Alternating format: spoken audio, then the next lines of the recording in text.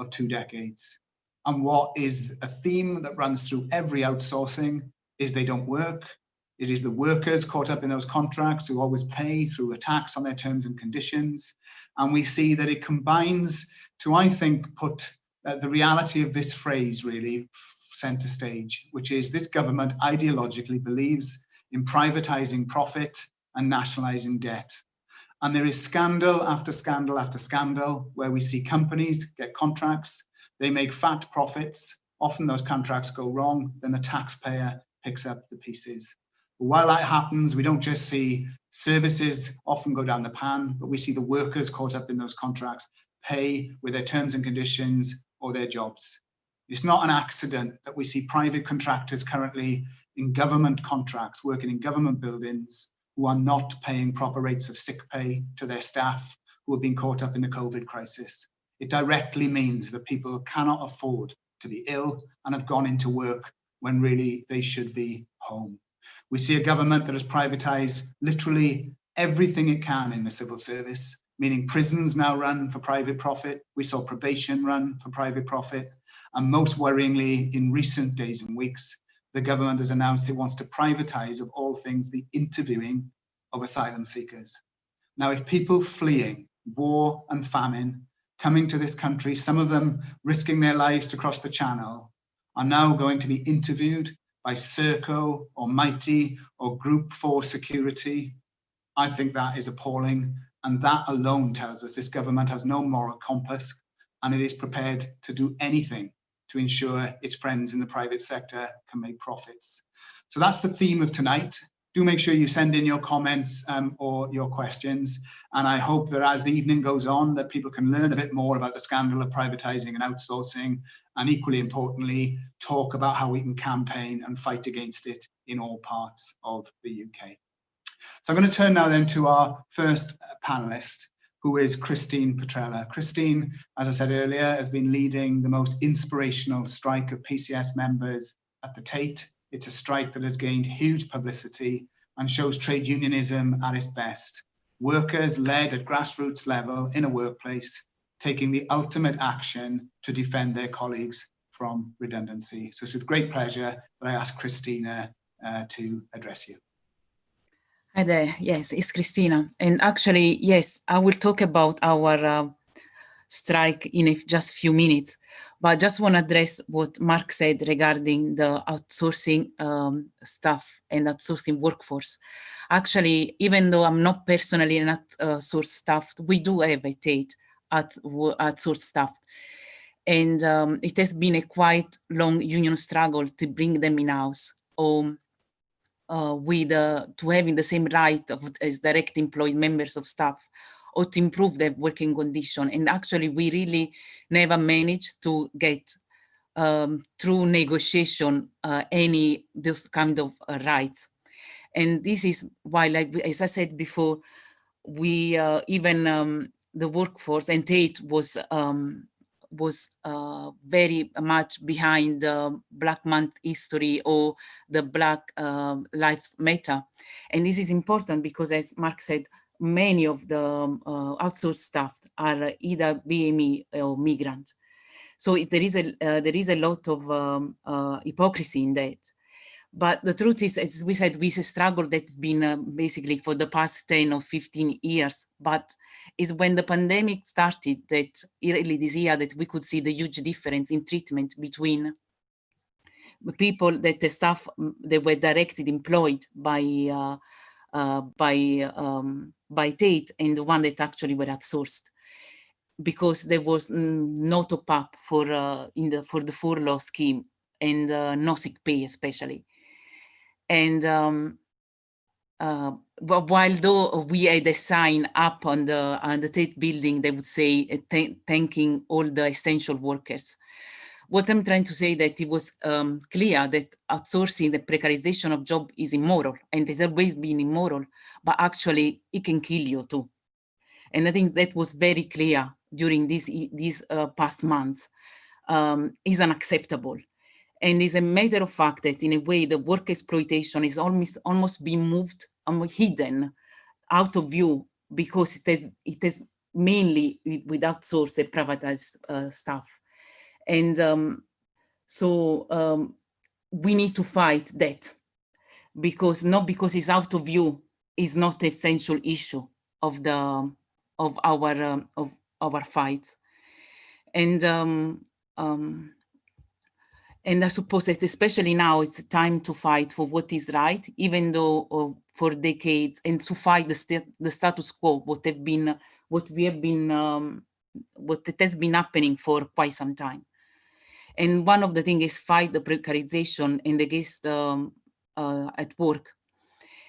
And as I say, and that is actually also our lesson for our struggle against the job losses, because apparently there were not many, in a way, almost job losses and redundancies are seen as a part of a worker life, but it does not have to be like this.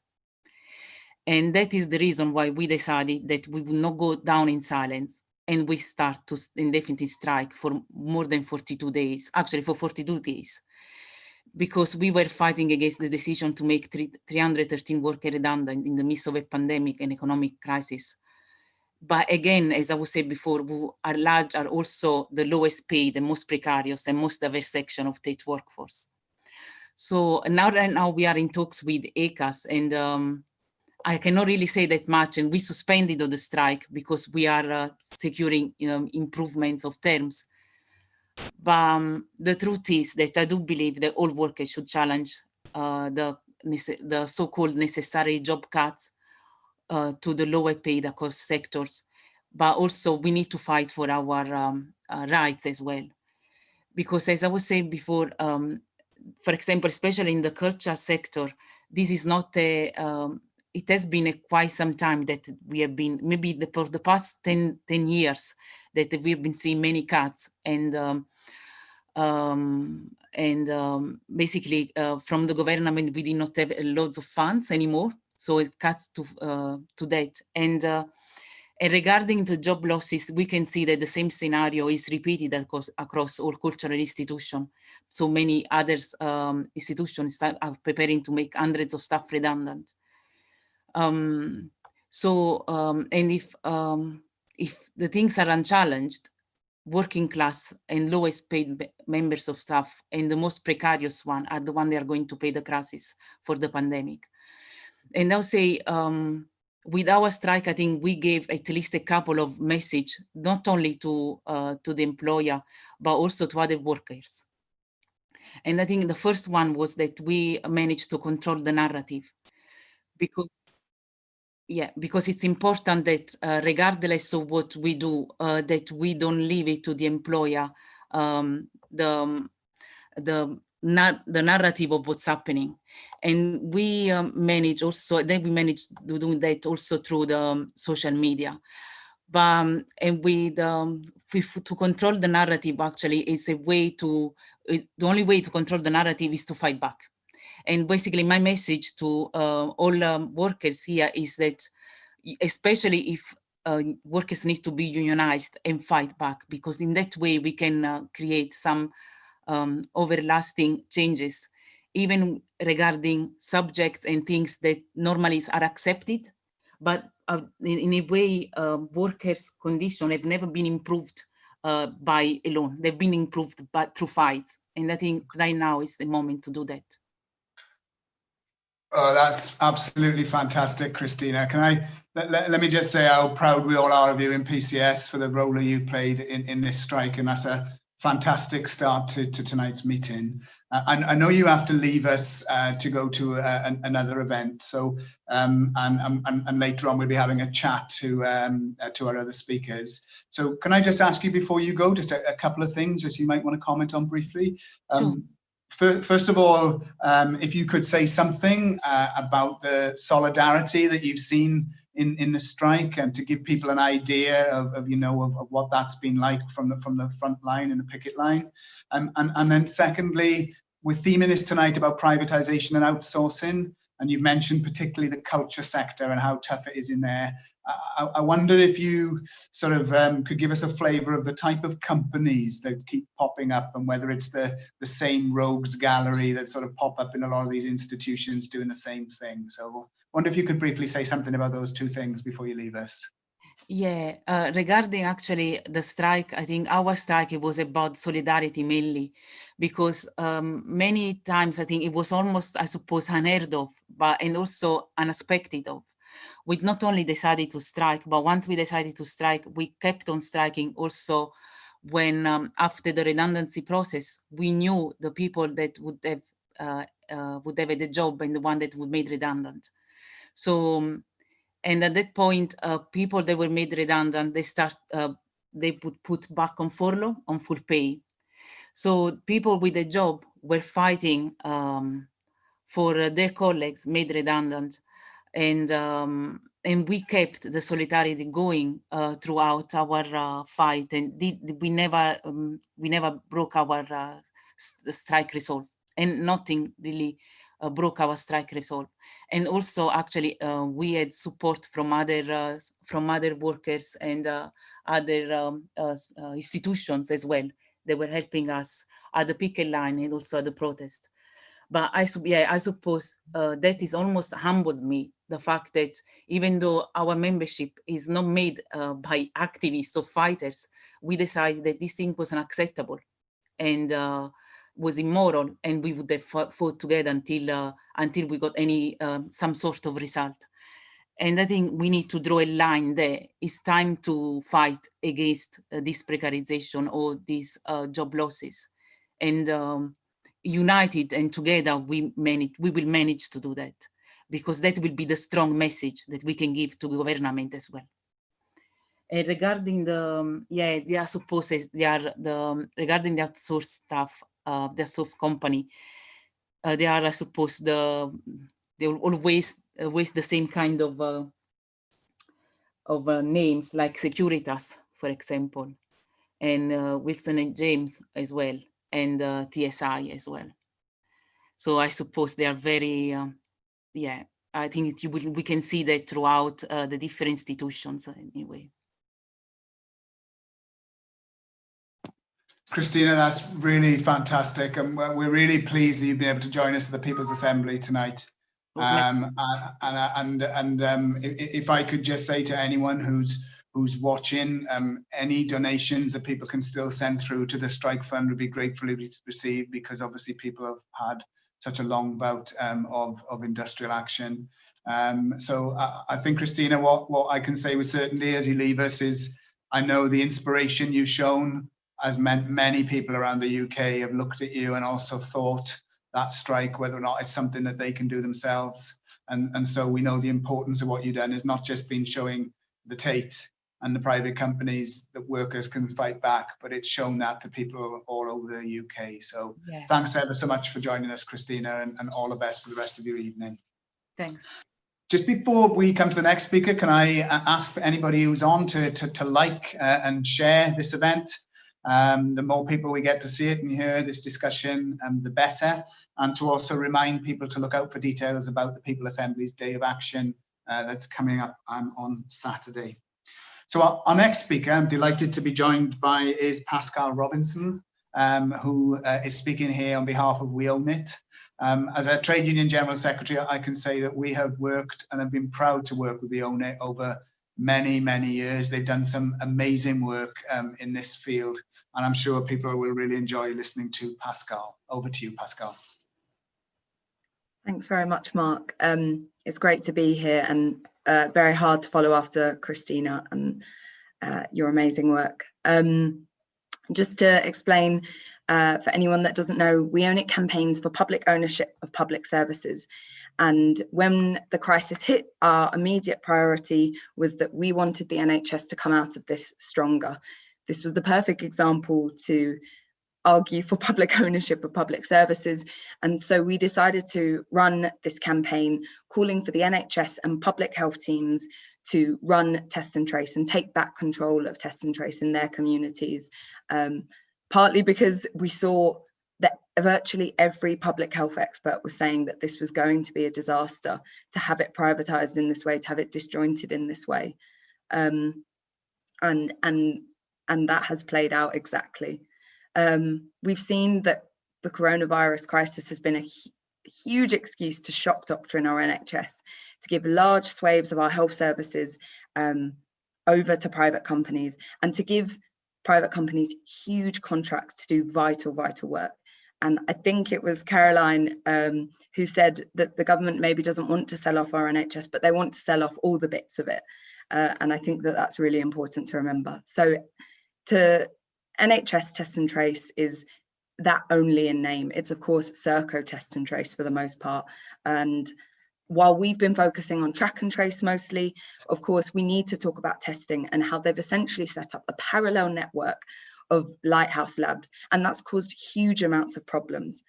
And as Mark said so honestly and boldly, we've given up so much for so many months, and yet we're still in the same position because they have not done test and trace. And going back into lockdown is an acknowledgement of failure, as Anthony Costello put it, because they have failed in their duty to set up this vital infrastructure.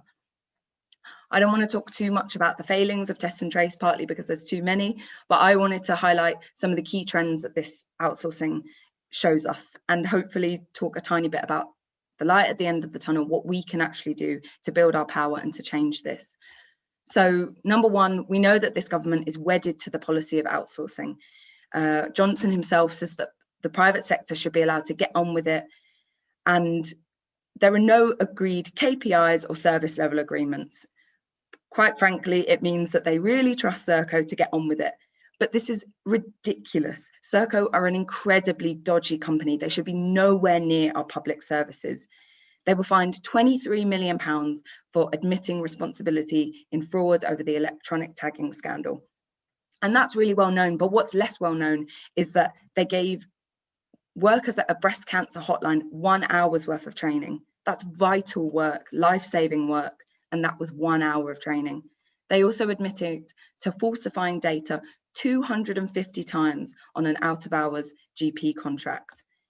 They have overcharged the NHS millions on other contracts on a pathology service, and they've been fined £750,000 for a worker's death for not putting that safety first. And that's not the only time they've been fined for that.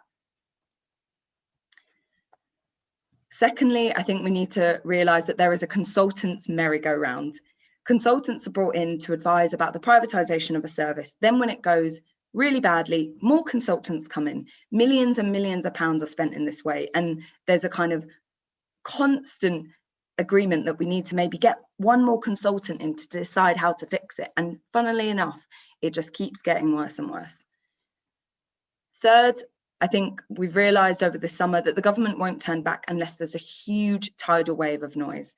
It's media stories, it's targeting the government, finding their weak points, where MPs can't conscience carrying on in this way. And it's getting popular figures that cut through the noise to come out and speak about how badly it's going. It's driven by us, the people, speaking out about that. And I think the good news is that we're getting closer to that every single day. So just a few things that people listening can do right now.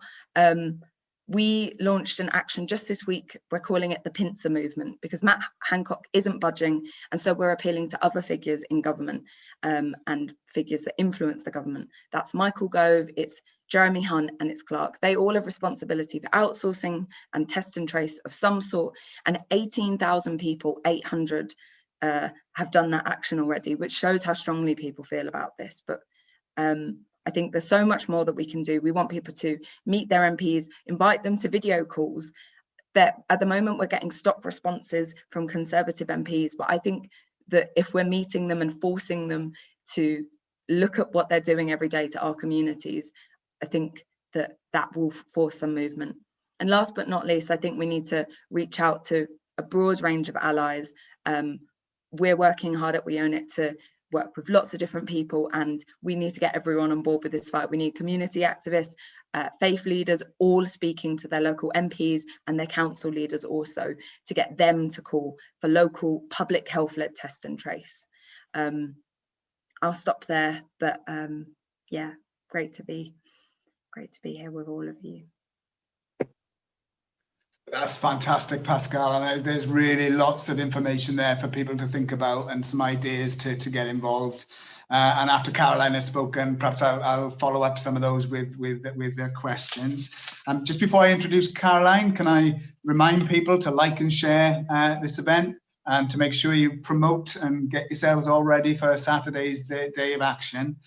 We're getting loads of messages and comments that are coming in. If I can just share a couple with you. Alison has sent in to say we're now in a dictatorship. Get them out of the Houses of Parliament. I'm sure everybody will be agreeing with that one, Alison.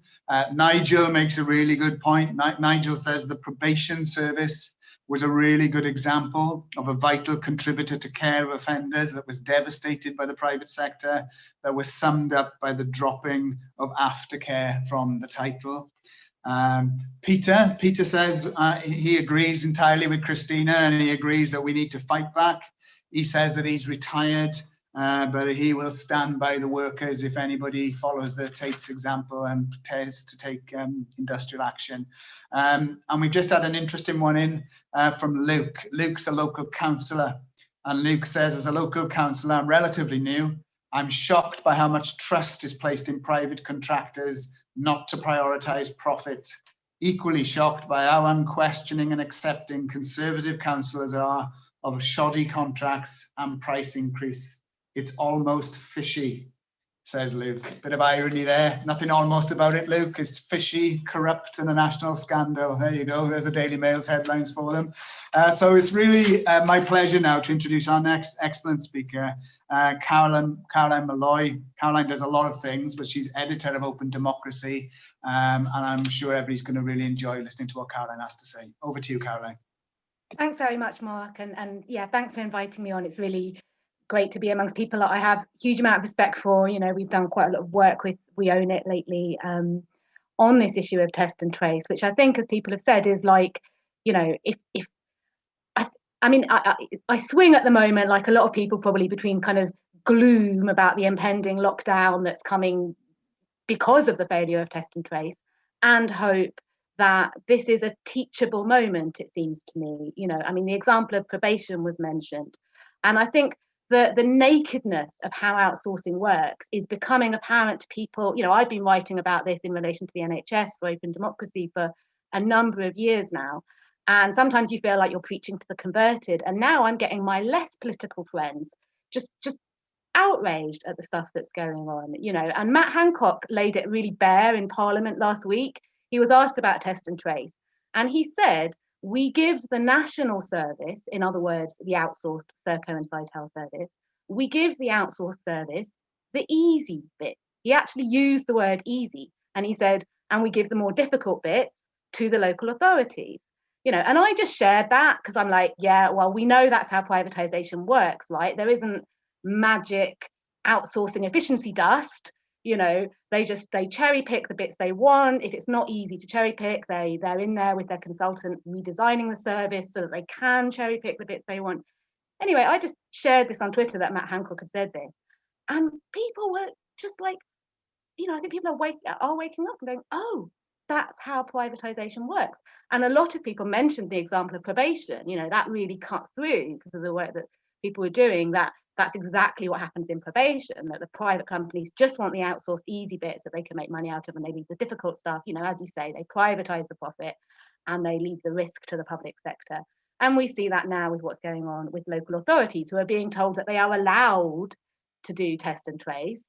But, you know, the contracts that we've been exposing, $750 million to Serco and Sitel just for the contact tracing element of test and trace. They won't tell us enough details about those contracts. So I think the kind of, you know, the cherry picking is often jargon. I think that we as campaigners and trade unionists, I hold myself up guilty of this, can slip into. But this thing about giving the private sector the easy stuff, which they then screw up, and the public sector having to pick up the pieces, you know, we saw this in the Olympics famously with G4S. So that's, I think, one really key teaching moment that we can kind of make sure we share. I think the fragmentation in terms, you know, a less ideological way of talking about privatisation that, you know, is around fragmentation. And there have been so many examples of, you know, the failures of communication in the way that the whole test and trace system is set up. You know, I think it's important to say, I don't particularly get upset if Serco get the blame for things that they're not actually doing, but, you know, Serco, it's not quite right to say it's Serco test and trace. You know, Serco, and no one here has said that, but, you know, some people on Twitter are saying that Serco have the contract along with Sitel for the contact tracing, which they are messing up for the national call center contact tracing. But, you know, at every stage, when you phone up to book a test, you are speaking to a French company, Teleperformance. When you go to have the test, you are dealing with Serco, but also with G4S, with Mighty, with Boots. When you have your home testing kit, it's Amazon. When it goes to the lab, as Pascal says, it's the Lighthouse Lab. There are around 40 companies implicated in this complicated system, and a budget of £12 billion, which, to give an idea of scale, is the same as the entire NHS Scotland budget. So of course they're all in there. And then you've got Deloitte overseeing the whole thing, setting it all up. Not just in this country, incidentally, they're making a mess of it in France as well right now. So, you know, there's kind of international forces going on, but I think, you know, people are seeing that, and the spectacle now of the 100 billion that they said they're going to set up for Project Moonshot to massively ramp this up. I mean, 100 billion is pretty much the entire equivalent to the entire English NHS budget. So we're talking vast sums here, and alongside that, the lack of accountability, the fact that, you know, Serco, these contracts that we have seen, many of them we haven't, the ones we have the service levels redacted, so we can't see what service levels they're meant to meet. Then we have the minister saying, well, if they don't meet them, we can take the contract away, but we won't actually tell you what the service levels are. So there's, you know, zero accountability in there. I could say more about that, but I'm conscious of the time. I think the main last thing that I wanted to say was, I think in this kind of teaching moment where a lot of liberalish kind of people are also now very upset about privatisation and can see much more what's happening, we need to avoid some of what I've seen in some of those circles, which is saying, well, the problem is that these contracts aren't going out to competition and there isn't fair competition. And we need, you know, it would be okay if it wasn't just given to Dominic Cummings' mates using some loophole in an emergency, but if we had fair competition. And the point is that I think, you know, many people watching will realise that competition, we've had outsourcing going on, you know, in large chunks of the private sector for a long time, and that competition is never fair. You know, that you're always having hapless public sector managers staying up late at night writing bids to see off glossy bids for the likes of Virgin and co, who will underbid and then underdeliver without that transparency. So I could go on at length, but I will leave it there. But thank you. Well, thanks very much, Caroline, and I think you and Pascal are giving people so much to think about there. We're getting lots of comments in, and what I want to do now is pick up and ask a few questions, really, just to get your thoughts, because I was looking today. Obviously, my area of greatest knowledge is the civil service, obviously where our union organises, and we've seen privatisation go on for so long, and we see the sums of money. So I was just looking today. So the Mighty have one contract alone with the Home Office for escorting in country and overseas. That's a nice £514 million. We have Interserve of the DWP estate management contract. That's 225 million. And the figures, Caroline, you've talked about there, these are eye-watering.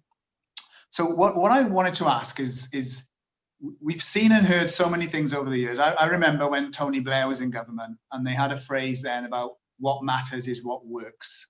So they positioned themselves as it wasn't ideological, it's what worked. And we all know that we've got masses of examples about how it hasn't worked. Fast forward now, we don't hear so much about what matters works with the Tories.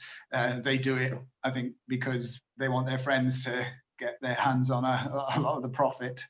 But we have seen train contracts fail and temporary nationalisation, but then it always goes back out to the private sector. So when we look at the 2 decades and the different justifications and the downright swindle of taxpayers' money, the question, Pascal, I'd ask you, and then Caroline just to comment on, is how do they keep getting away with it? how, when we hear what you two have said tonight, how do they keep getting away with it? Pascal, what do you think?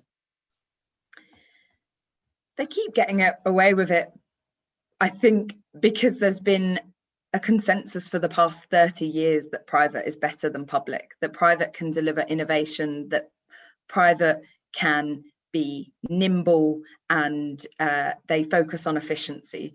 And we only looked last year into how we can make public ownership so efficient and caring and productive and green that no future Conservative government can ever think about further privatising. But I think right now we need to do a lot more work to change the common sense.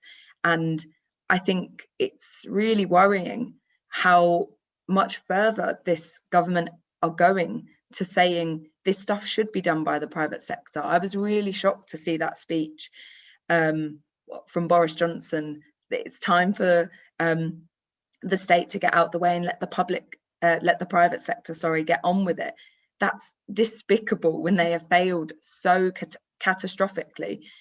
And people understand that you get what you pay for, and that we need to build this institutional knowledge. This isn't a case of Serco doing a bad job for the next 6 months. This is the situation we're in for the next 2 or 3 years.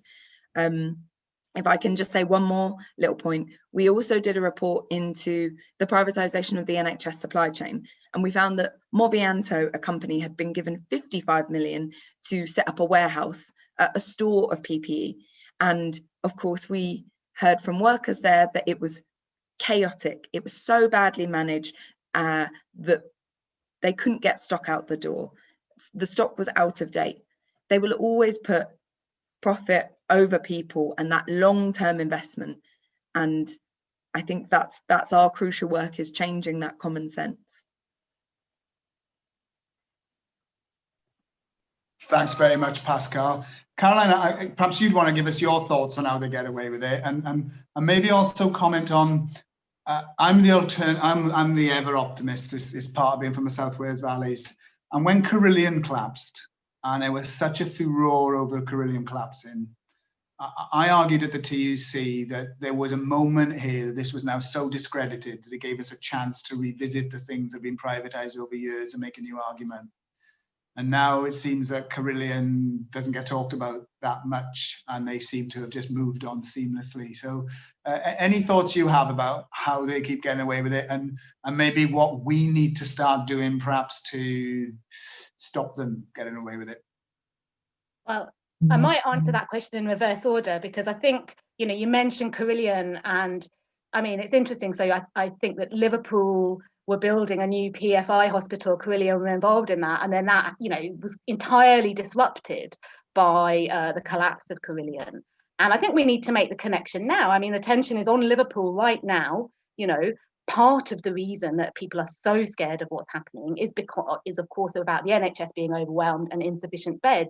And this is partly as a consequence of these privatisations, these PFI hospital. I think the hospital is now operational, but there's always fewer beds.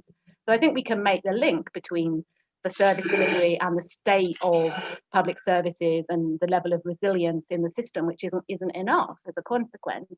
I think the other thing I would say about how they've got away with it, certainly in terms of the NHS, the part that I know best, and other aspects, I think local government privatisation,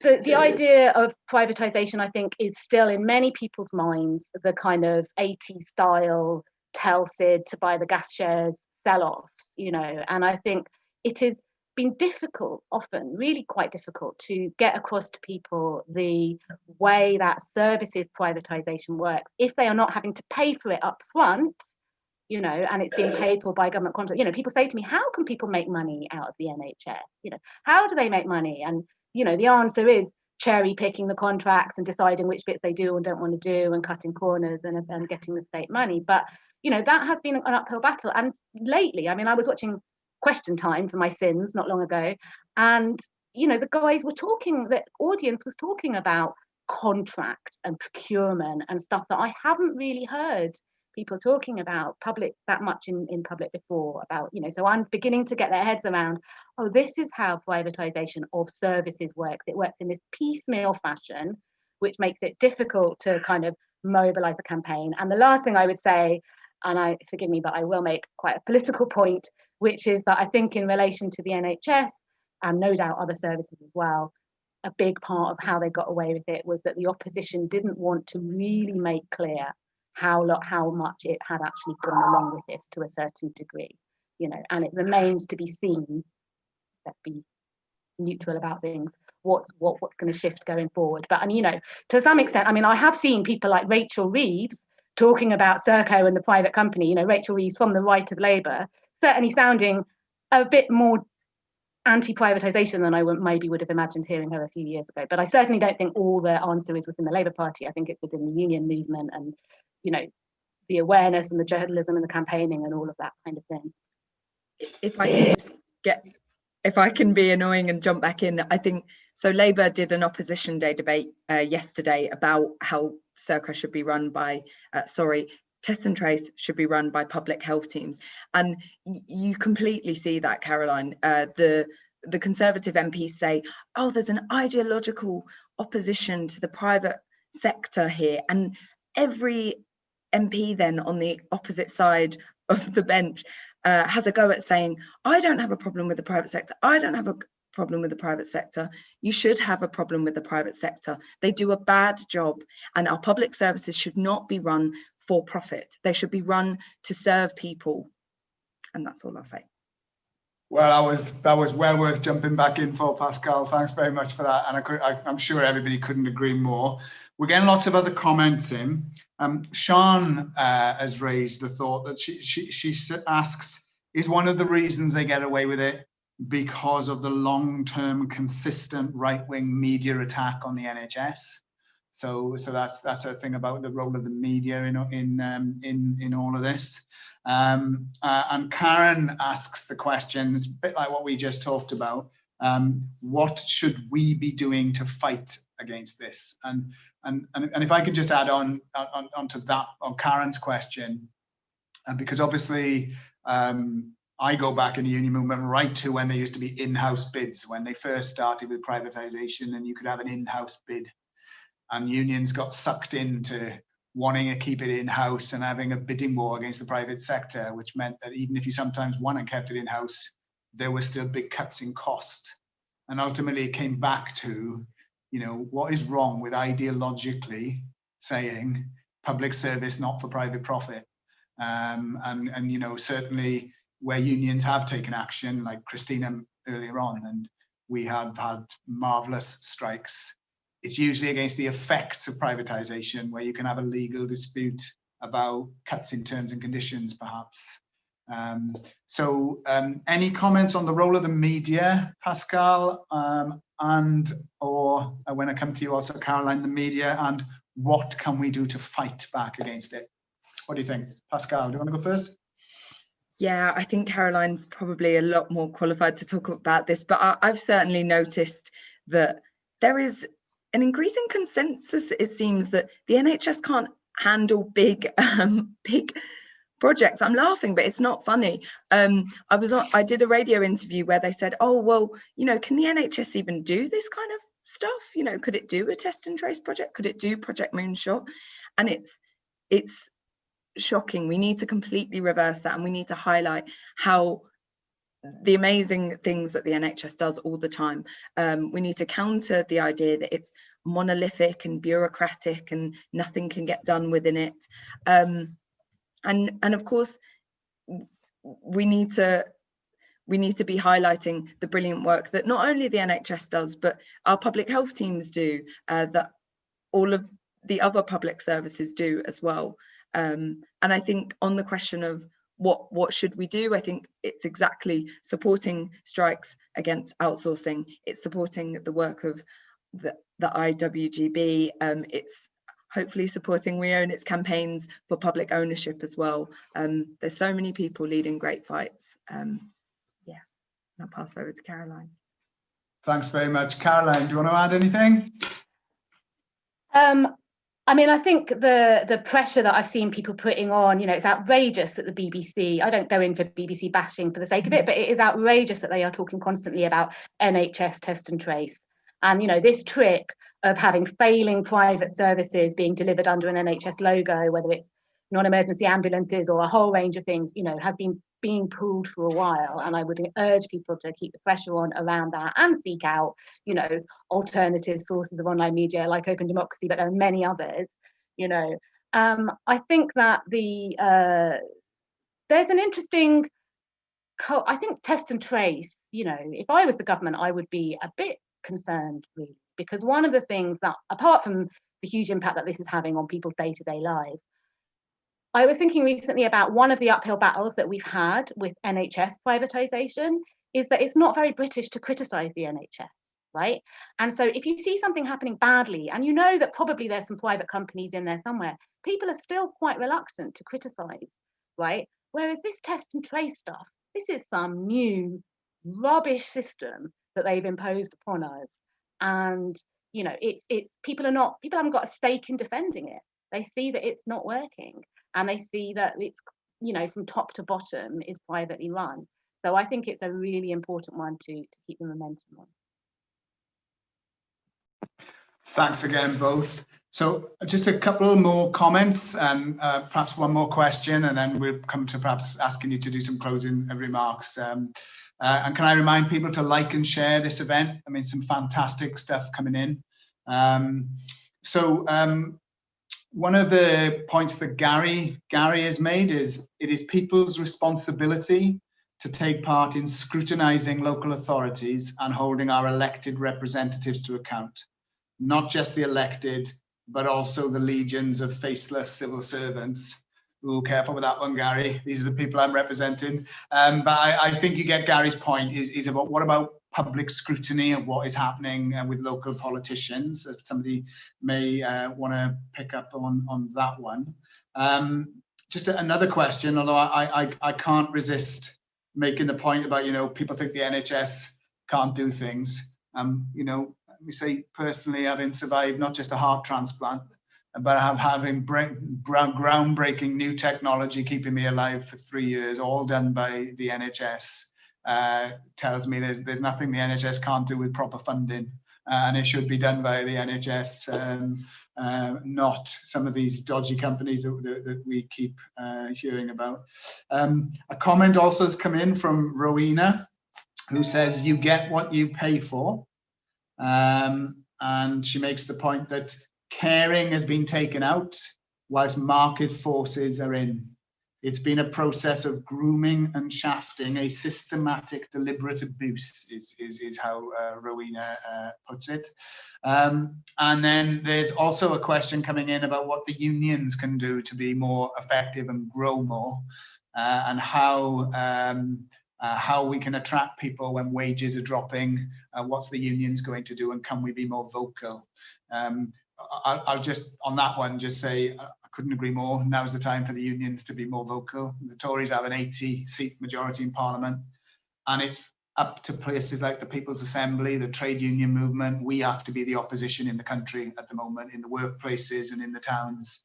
And now is not the time to be quiet, given what Pascal and Caroline have been telling us, and about the fact that, as I once said, and the Daily Mail went nuts about, but I stand by it, if Labour had won the election, not this incompetent bunch, I believe tens of thousands of people would be alive today who have sadly passed away, which to my mind is the ultimate commentary on how appalling the government has been.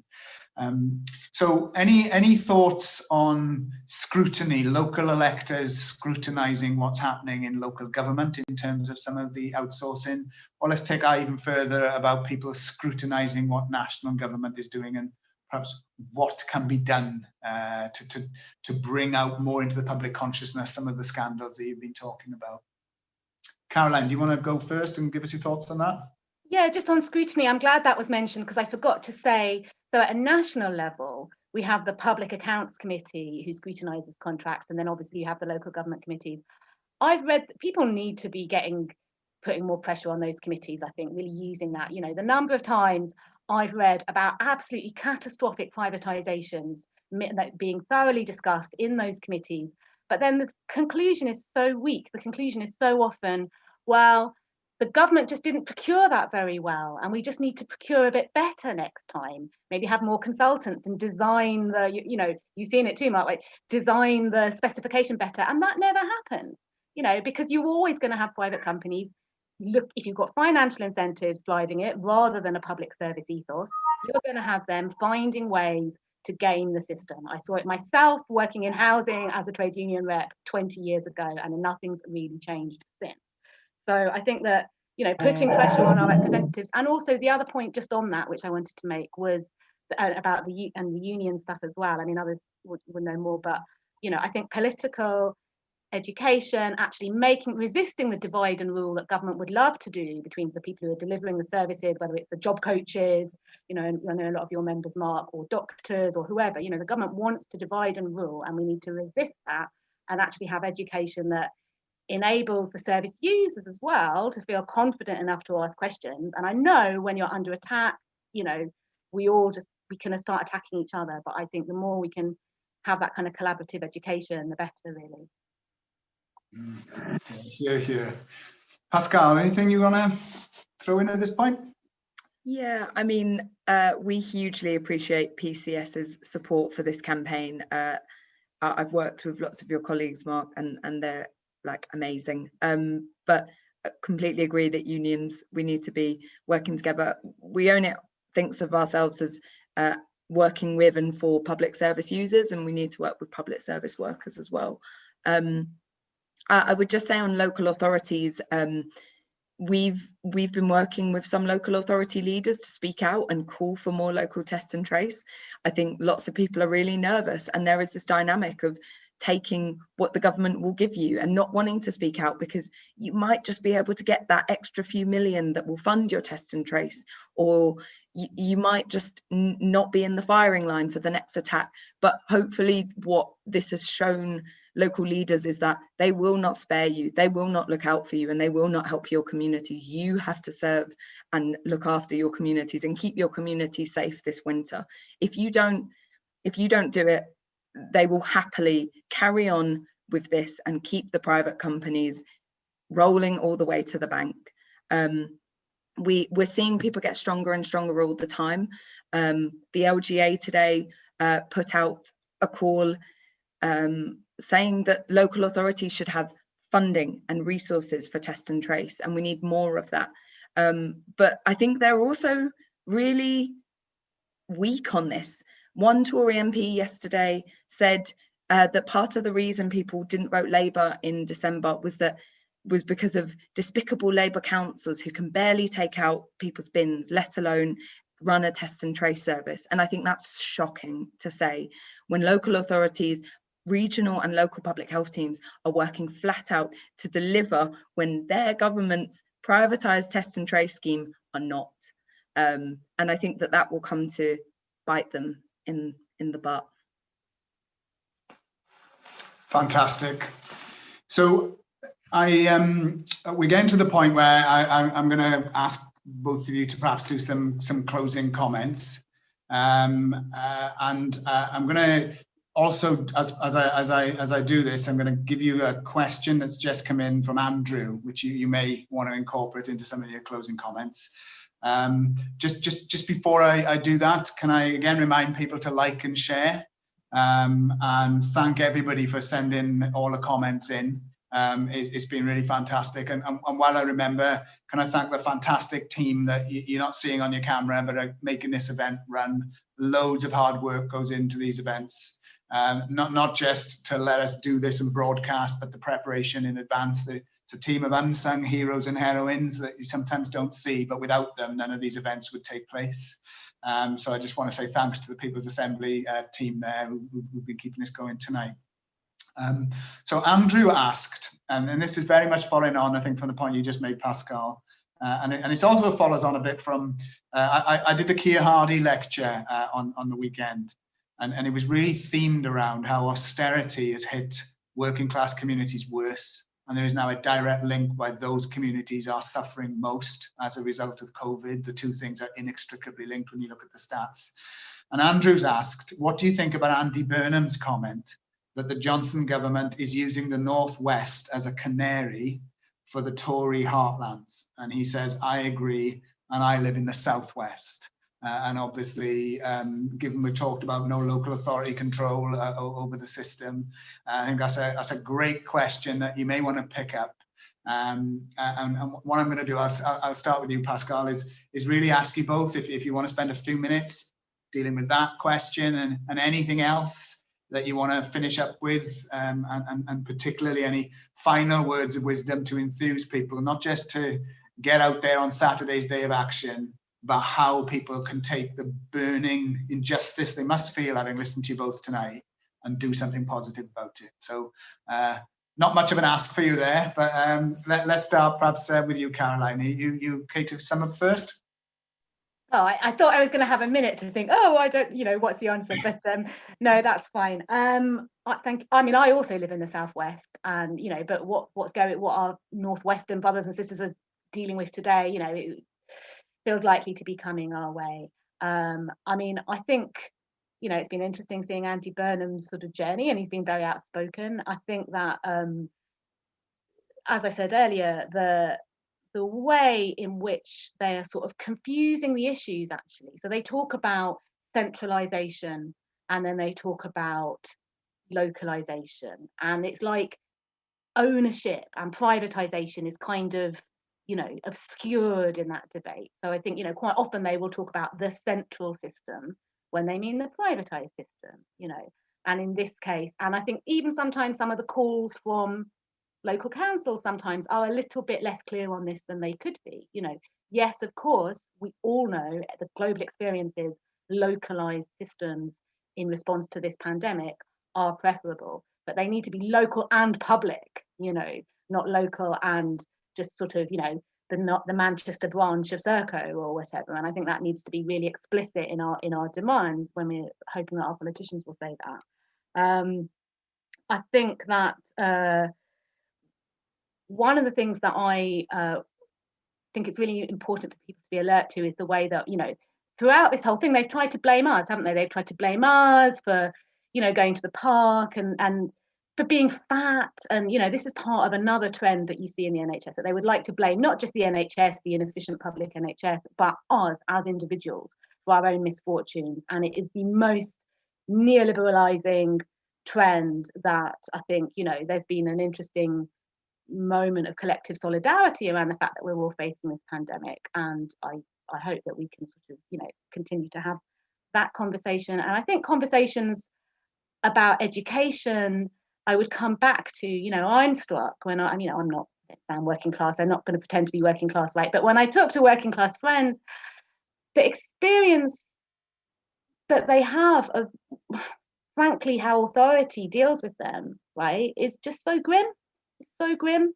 And actually giving people the education to have the confidence to challenge authority, which may be uncomfortable for some of us who sometimes are in those positions of authority, is, I think if we don't do that, we aren't going to get away from the kind of elite bunch of Eton twats that are running the country, basically, forgive my language.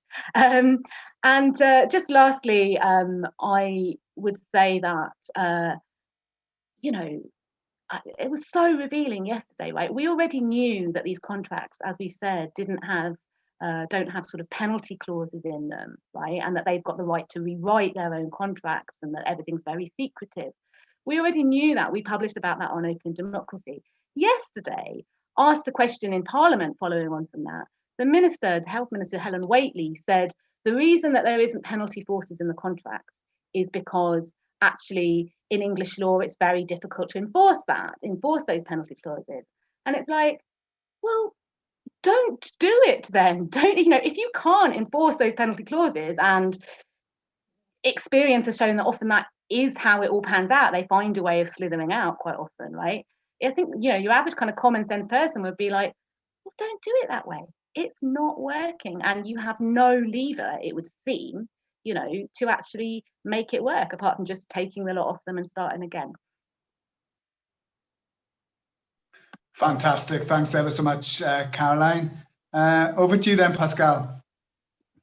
Awesome, thank you so much. Yeah, I think Andy Burnham's comments are really important. It's important to show that resistance, to show that frustration and that anger. I live in Manchester, and someone much cleverer than me put it really well, that we're being treated up here like our lives are things that you can just switch on and off all the time, day to day. Who knows what's going to happen? And this is being put on us as individuals and our communities, just as austerity was. It's up to us to somehow change this, denying the fact that there is a government doing everything it can, it seems, to make this really hard for people, to make us make awful choices between making a living and looking after our loved ones, and awful grief and trauma.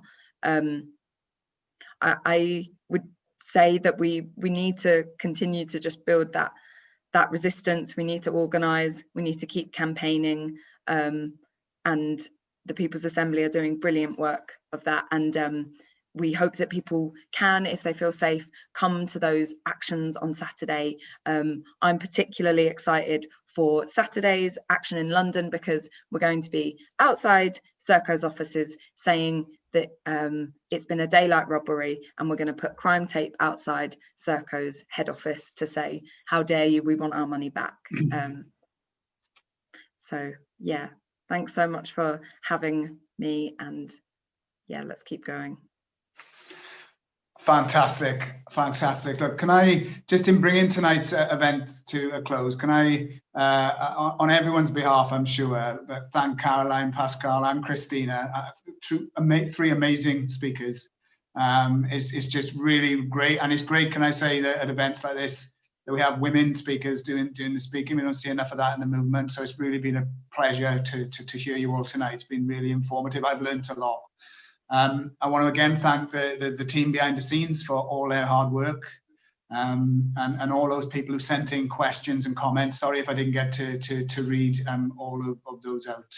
And here's a thought to finish. Look, in 2008, the government put £500 billion in to bail out the banks in the financial crash. Fast forward to 2020, and the Tories told us that the projected 60 billion on the furlough scheme was unaffordable. Now, I don't know what 500 billion is 12 years on, accounting for inflation, but it tells you something, doesn't it? There was money available to bail out the banks, but the Tories will not put the money in to help the people on universal credit, the people whose jobs are going, the people who've been furloughed. And I think we should all say to ourselves, if we're angry about that, we're angry about the incompetence, angry about the total disregard for life, angry about the fact that they can lock down without any financial security for the people who are affected, don't keep that anger to yourself. Don't throw things at your TV or at your laptop. Get involved on Saturday in the day of action. Get involved with People's Assembly events. Join a union if you're not in a union. And here's a thought, if you are watching and you're a union member, get active in your union, because unions will only ever realize their true potential is if the members in it get active in it. And that's what we need, active in the community, in the workplace, and in the political arena. So it's been a pleasure to host this People's Assembly event. I hope you all agree. Privatisation is a rip-off done by the Tories now to the people of this country whilst people are suffering. Get involved on Saturday. Thanks for watching, and let's do all we can to right these wrongs. Thanks a lot and good night. My name is Helen, and I'm a GMB union organiser in the NHS. It is clear that we are now moving into a resurgence of this virus.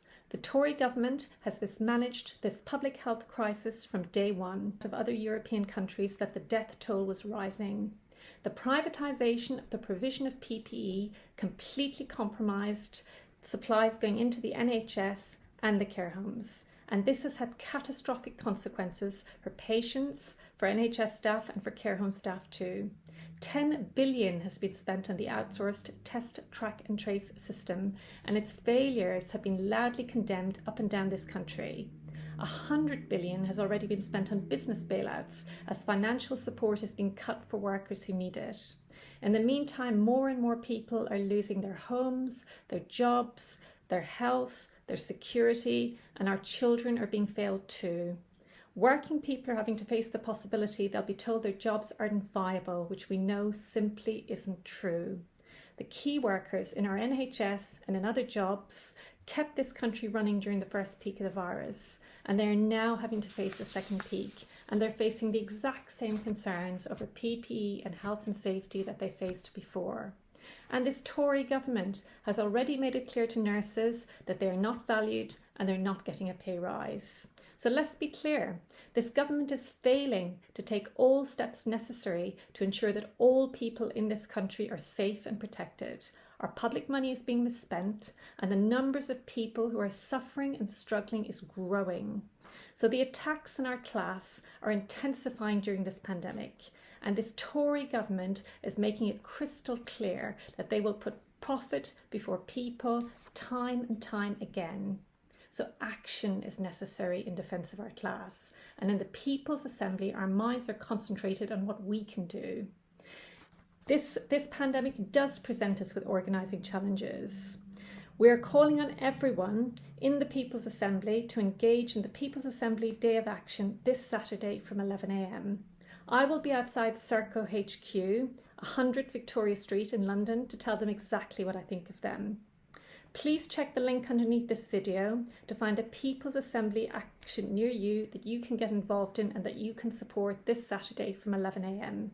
And let's use this day of action to deliver a clear message to these Tories. Let's show them we're not docile, we're not TV drugged, we're not asleep, and most importantly of all, we are not prepared to just lie down and accept everything they're doing to us. We will educate ourselves to challenge their false narratives. We can and we will organise against